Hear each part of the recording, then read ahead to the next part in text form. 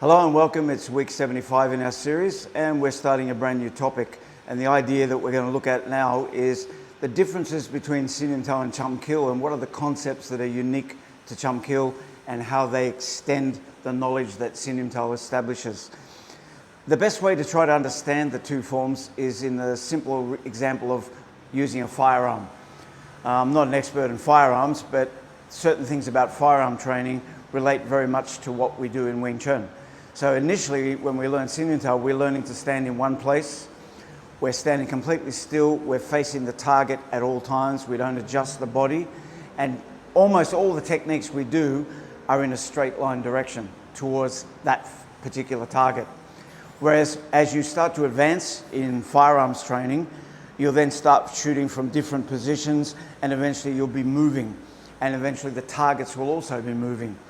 So what Cham Kiu does is it applies ideas of Siu Nim Tau, but then adds the dimension of movement, of depth, of change of height and angle. And so the name says it all, Cham Kiu, Shun Qiao in the Mandarin dialect. It literally means searching for a bridge or a connection.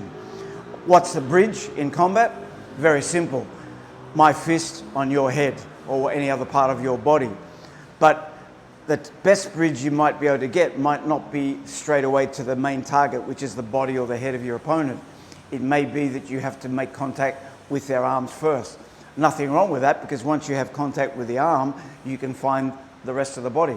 So if Yung Chua comes out and helps me out with the idea, this would be a bridge. Fist on the body. This would be a bridge. This would be a bridge. But I can't always achieve that connection. So my first connection might well be his arm. But that's an important way to get to the target, because once I know where his arm is, I can then find the target. I can't just shoot freestyle and hope to hit something. So the safest way to control my opponent would be to get a contact with a limb and then find my way in. So in Cham Kiu form, the very first action we perform after the introductory movements is this double Jam Sao action. It's different to the Jam Sao we've already seen in Siu Nim Tau, which was the larger version, and then later in the form in the third section, the smaller version, which is what we use in Chi Sao, single hand Chi Sao. What we're saying now is, if you don't have contact and a punch is coming towards you, the very worst thing you could possibly get away with is to just jam that attack up. If I'm ready for the attack to come, then hitting him would be the ideal.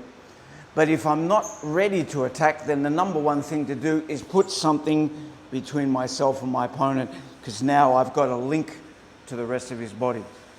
So first thing we're learning to do in Cham Kiu is find a connection. The second thing we're learning to do is chase a moving target. So I'll leave it at that point now, and we'll continue it in the next part with what I mean by chasing the target. See you on the next episode.